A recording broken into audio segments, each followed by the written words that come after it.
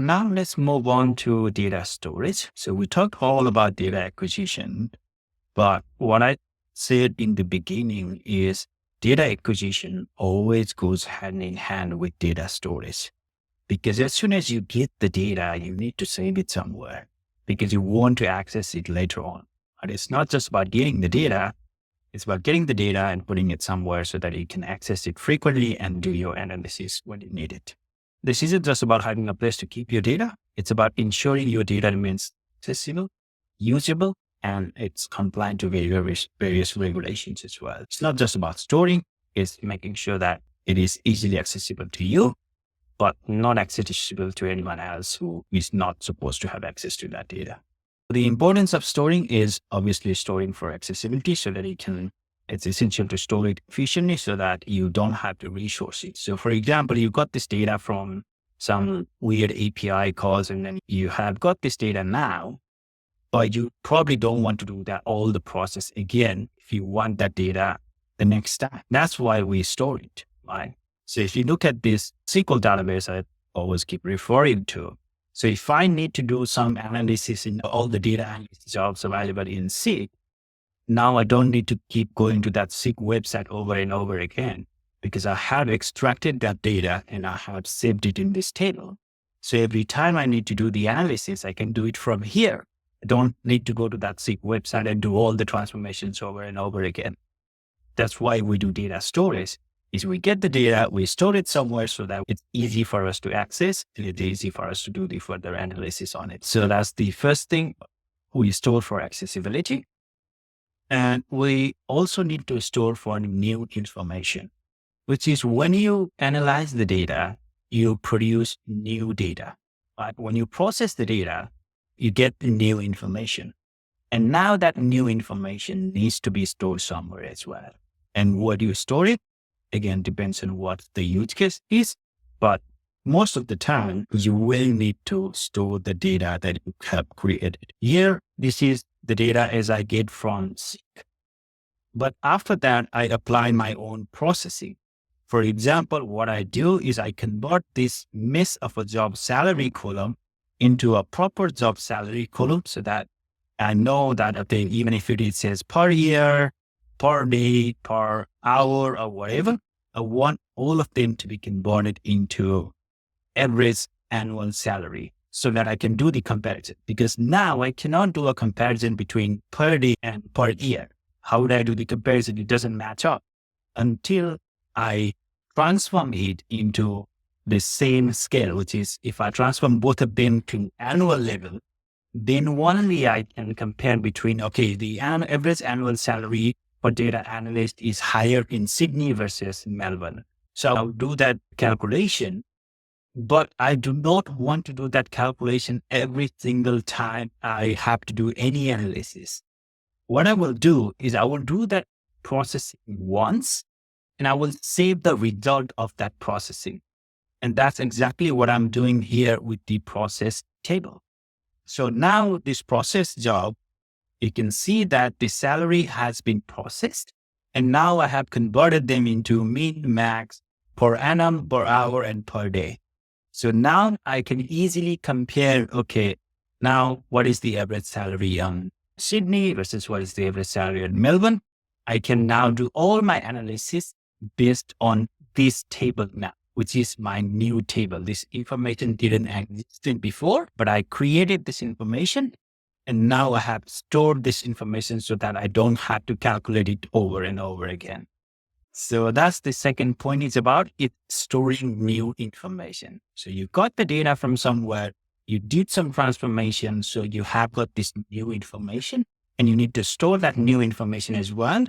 And why do we need to store that? It's because we don't want to do that transform over and over again. Once it is transformed, let's save it. And then we can use that transform data when we need it. And the third one is storing for compliance. So for compliance and auditing purposes as well, you also need to save the data because sometimes when your analysis needs to be audited, they will need to know where the data come from, what the original data was like, so that they can complete their audits. So these are three important reasons why we will store the data. There probably are a few more as well, but generally this is why we store the data. So we store for accessibility so that we can easily access things. We will produce new data as a part of our analysis. So we obviously need to store that new information, and we also store the data for compliance purposes. So what are the things we need to consider when we determine which data storage to use then? So these are a few of the things that we need to consider. First is frequency of data retrieve. So if your data is generated every second or every minute, and you cannot store that data every minute or every second, then you might lose the data. Right? For example, you have got a sensor which can give you a recording every second. But if you have got a storage, store the data every second, probably can do only one every 5 seconds, then you will lose 5 data points every time. Right? So this is producing every second. The data is being produced every second, but you can only store every 5 seconds. So there is a loss of data. Right? So you need to know what the frequency of data being generated is, and you have to build your storage in a way that it can catch up with the data being generated. Otherwise, if the data is being generated too fast and your storage cannot store that fast, you will lose the data. And data format. So you also need to decide what data format to store your data in. And depending on who the consumer of that data is, it a human or is it a computer? Is it a process? Is it a report? Whatever the consumer of that data is, we need to decide what data format we want to put the data in. So for simpler storage, so that it becomes human readable, we can put it in CSV or Excel files. But if we want it to be faster and more efficient, and we want it to work well with computers, then we can use more machine-friendly formats like Parquet, or there are a lot of other formats as well. So depending on who the consumer is, we will decide what format to save the data in. And after that is data retrieval speed. So data retrieval is how fast the data needs to be read. So once you have stored, someone will read the data from here. Fine. Depending on how fast the user needs the data from here will dictate what data storage it will be. If the user cannot wait even a millisecond, or it cannot wait more than 10, 20 milliseconds, then this storage cannot be a CSV or Excel file, because you cannot get the data out of CSV or Excel file in milliseconds. It will take some seconds. So in that case, you are out of options with CSV and Excel. What you do need is you need databases here, because databases can give you data in millisecond latency. So if your user or your consumer needs that fast access to data, then that defines what your data storage is. If the user is fine. Okay, I don't care even if the data, it takes 1 minute for me to retrieve the data, then you got flexibility. So you don't necessarily need a database here, because the user can wait up till 1 minute. So it can just be a CSV, Excel, whatever you want. It will probably work. So that definitely gets into the consideration on what the data storage will be, is how fast the consumer wants the data to be read. And we also talked about the other phase, which was how fast the data is being generated. So the data store needs to match both of the frequencies. So how fast the data is being generated and how fast the user wants to read the data, right? If both sides is pretty slow, then we have got more flexibility on using CSVs or Excel or whichever simpler way you want to go. But if both sides are faster and they need quick writes and they need quick reads, then database is the only solution we have. And next is regulatory compliance. Okay, so every time you store the data, you have to comply with regulations. And like those data breaches have been like pretty common news these days. Like every time there is some company having a data breach and stuff. So every organization takes data storage really serious, because every time you're storing the information, you have to make sure that you have got the right regulations in place. And those regulations come from both the national level from Australia, and there will be organization level policies as well on how the data needs to be stored and who can access it. For example, many countries mandate that the personal data of their citizens, and especially health data, they cannot be stored outside national borders. For example, in Australia, if you are storing health records of Australian outside Australia, that's a direct breach and you will get penalized for that. Right? So these will be national level regulatory compliance that you need to meet. Plus, there will be government policies that you need to meet to make sure that you are storing the data correctly at the right place with the right level of security. And there can be logical factors as well. So the logical factor could be like, okay, do we want this data to be editable? Do we want this data to be deletable or not? So those kind of things also factor in to decide whether we should use this data storage versus that data storage. So if there is a really small data set that user needs to be able to update quite frequently, then it probably doesn't make sense to put it into a database, because once the data is in the database, it's really hard to update. You need to build the UI yourself. You need to build the entire front end to be able to update that data. So if it is a really small data that needs quite frequent update, then it's probably not worth it putting it into a database. You will probably be better off just leaving it in an Excel spreadsheet, because anyone can access the Excel. They will just double click and open it and they can edit whatever they want. So those kind of logical factors can come into play when you decide where to store it. But that kind of flexibility comes with a cost. Because it's so easy to edit, they can mess it up really quickly as well, right? Because yes, anyone can open Excel, which means anyone can put in anything there. So they can put it in a column where you are expecting a number. They probably would put a string there or a character there. In the column where you're expecting a date, they'll probably put date, but maybe in a different format. So these kind of weird things can happen when you keep that flexibility. But again, it's like a trade-off. Do you want to be more flexible? Do you want to be more rigid so that you can enforce those data types and formats and all those things? So these are some of the things that you need to consider before choosing your data storage: frequency of data generation, the data format, data retrieval speed, regulatory compliance, and the logical factors. So let's talk about understanding the data access frequency and its impact on storage choices. So depending on how quickly you need to retrieve the data from the storage, it will define where you store it. Right? So if you need to store it really quickly, you will store it in a place called hot storage. So hot storage is the storage where rapid access to the data is paramount, or it's really essential that when you need the data, you need to be able to get it in milliseconds. So that's the hot storage. So if you're doing analysis on your computer and your CSV also lives in your computer, or your whatever file also lives in your computer, that's hot storage. Because anything on your computer, you can access to it in seconds.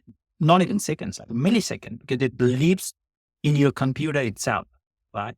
So when your data lives with your analysis, that's hot storage because it's just there. So analysis, every time it wants to get the data, it can just get it there.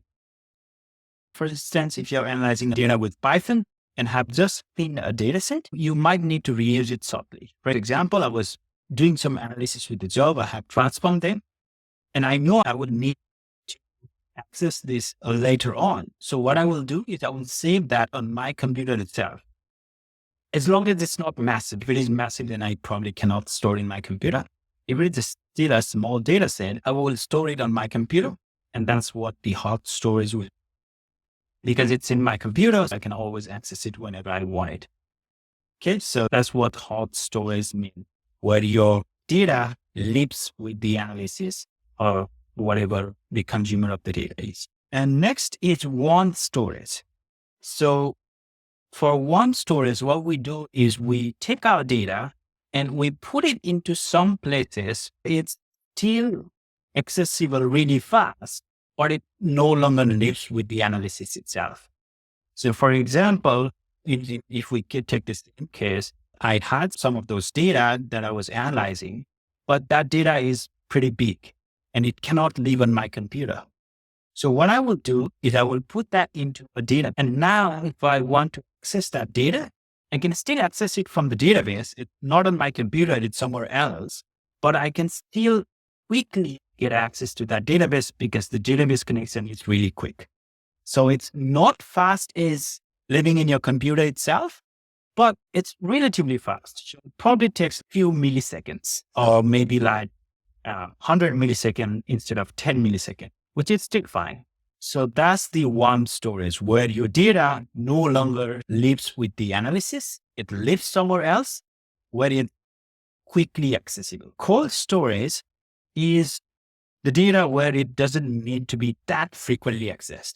Maybe a second is fine. So I don't need my data to be accessible in 10 milliseconds. If I can access it in 1 second, that's fine by me. And that will be the cold storage. And why do we care about all these hot, warm, and cold storage? Is because of its cost impact. Hot storage is usually the most expensive option because the computes are really expensive. So if you want to store something in hot storage, it will be most expensive to store it there. So warm storage, a little bit cheaper, and cold storage is the cheapest. So if you have massive files, which you don't need to be able to access them in milliseconds, then there is no point in putting them into hot or warm storage. You can put it in cold storage. If you need it, yes, you can get it in a second or a minute, which is probably fine. So that's how we will decide which tier of storage we want to put things. And mostly it's because of the cost impact. Right? So if possible, everyone would like to put everything in the hot storage because that way everything is just accessible. You get everything when you want it.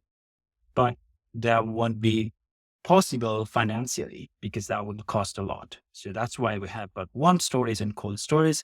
And we get to decide what things we need in hot storage so that we can get our job done, what things we are okay to put in warm storage, and what things we can put in cold storage. And optimizing storage size, again, I don't want to drill down really deep onto this one, but what we also need to know or sometimes just be cautious that everything that we store, when you're storing on your computer, you never think about it that, yeah, does it cost you? But when you start storing things or databases, storing things in cloud, every byte will cost you. Right? And depending on which tier we are talking about, whether it's hot, cold, or warm, that pricing will vary. But even in the cold storage, every byte is costing. So you need to be cautious about how can you decrease the size of your data or how can you manage your data well so that you don't incur those unnecessary costs. So optimizing the data storage is really essential. So imagine you're purchasing 4 terabyte SSD or external hard disk, but you only want to store a few megabytes of data. Is that an overkill? Like you could have probably bought half a terabyte, 512 gigs. It's also a wasteful allocation of resources, isn't it? Like you don't need that whole 4 terabytes SSD. But conversely, if you underestimate things, for example, okay, I only have 100 gigabytes today for all of my data for my business. So I'm like, okay, I'll just buy 1 terabyte storage and I'll be fine. But maybe my business expanded and now I have got a lot more data. So you have to be prepared for your future needs as well. But again, at the same time, you wouldn't want to overkill it because otherwise you will just be paying for too much of the resources that you're not using. But yeah, all in all, a lot of the things nowadays are pay-as-you-go model. So you don't pay for everything up front. You only pay for the things that you're storing and you only pay once you have the things that you are storing in the cloud. So it doesn't matter much these days with this pay-as-you-go model, but it's always useful to be cautious of things like how much size it is taking, because that size, even if it doesn't cost you much, it can cost you in the analysis, because if you have bigger file size, the analysis will take a long time to perform as well. Right? So if you can optimize that, not only you will save in the cost, but you will speed up your analysis as well. So maybe there is more benefit on speeding up the analysis than the cost itself, because maybe the cost is not too much you need to worry about. So next week, we will move on to data analytics basics. This is where we will learn about data terminology. We learned about the mindset of a data analyst, how to think like data analyst.